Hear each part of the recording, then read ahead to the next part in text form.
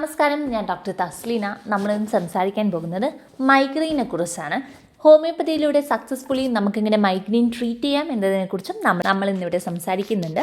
Migraine ഒരു നാഡീവ്യവസ്ഥയുമായി ബന്ധപ്പെട്ട തലവേദന രോഗമാണ്. സാധാരണ തലവേദനയേക്കാൾ ശക്തവും ദീർഘകാലം നീണ്ടു നിൽക്കുന്നതുമാണ്.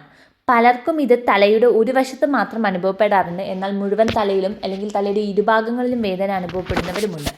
മൈഗ്രെയിൻ്റെ ലക്ഷണങ്ങൾ: തലയുടെ ഒരു വശത്ത് ശക്തമായ വേദന. ഇപ്പം ഞാൻ മുന്നേ പറഞ്ഞതുപോലെ ഓരോരുത്തരുടെയും ശരീരപ്രകൃതം അനുസരിച്ച് അതിന് വ്യത്യാസങ്ങളുണ്ടാവും. തല മുഴുവൻ വേദനയുള്ളവരുണ്ടാവും, ഒരു ഭാഗം മാത്രം ഉള്ളവരുണ്ടാവും. ഇടിയുന്നത് പോലെയോ താളം കൊള്ളുന്നത് പോലെയൊക്കെയുള്ളൊരു വേദന. ഛർദി ചിലർക്ക് ഇതിൻ്റെ കൂടെ ഉണ്ടാകാം. വെളിച്ചത്തോടുണ്ടാകുന്ന അസഹിഷ്ണുത, ശബ്ദത്തോടുള്ള അസഹിഷ്ണുത, ക്ഷീണം, തലചുറ്റൽ. ചിലർക്ക് വേദന തുടങ്ങുന്നതിന് മുമ്പ് തന്നെ ലക്ഷണങ്ങളുണ്ടാവാം. അതിനെ ഓറ എന്ന് പറയുന്നു. ഓറയുള്ള മൈഗ്രെയിൻ, എല്ലാവരിലും മൈഗ്രെയിനിൽ ഓറ കാണണമെന്നില്ല. ഓറയുടെ ലക്ഷണങ്ങൾ എന്ന് വെച്ചാൽ കണ്ണിന് മുന്നിൽ മിന്നുന്ന വെളിച്ചം പ്രത്യക്ഷപ്പെടുക, കാഴ്ച മങ്ങുക, കൈകാലുകളിൽ ഞരമ്പ് പിടിച്ചതുപോലെ തോന്നൽ, സംസാരിക്കാൻ ബുദ്ധിമുട്ട് അനുഭവപ്പെടുക. മൈഗ്രെയിൻ ഉണ്ടാകാനുള്ള കൃത്യമായ കാരണം വ്യക്തമല്ല, എന്നാൽ പല ട്രിഗറിങ് ഫാക്ടേഴ്സും മൈഗ്രെയിനുണ്ട്.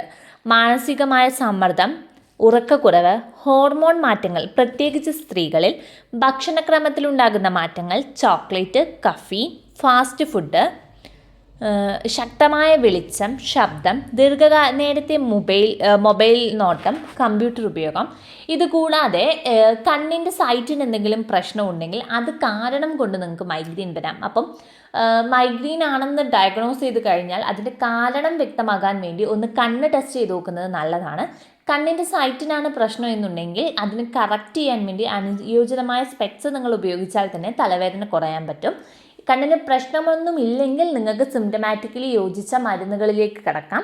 അതിന് ഫലപ്രദമായ ഹോമിയോപ്പതി മരുന്നുകൾ നിങ്ങൾക്ക് ലഭ്യമാണ്. കംപ്ലീറ്റ് ആയിട്ട് നിങ്ങൾക്ക് മൈഗ്രെയിൻ കുറഞ്ഞു കിട്ടുന്നതാണ്. നിങ്ങളുടെ ഏറ്റവും അടുത്തുള്ള ഹോമിയോ ഡോക്ടറെ നിങ്ങൾക്ക് അതിനുവേണ്ടി സമീപിക്കാം. അല്ലെങ്കിൽ ഡ്യൂഡ്രോപ്സ് ഹോമിയോപ്പതിയുടെ സേവനങ്ങൾ നിങ്ങൾക്ക് ഓൺലൈനായിട്ട് ആവശ്യമുണ്ടെങ്കിൽ സ്ക്രീനിൽ കാണുന്ന നമ്പറിൽ ഞങ്ങളെ ബന്ധപ്പെടാവുന്നതാണ്. നിങ്ങളുടെ മരുന്നുകൾ ഞങ്ങൾ നിങ്ങളുടെ വീട്ടിലെത്തിച്ച് നൽകുന്നതായിരിക്കും.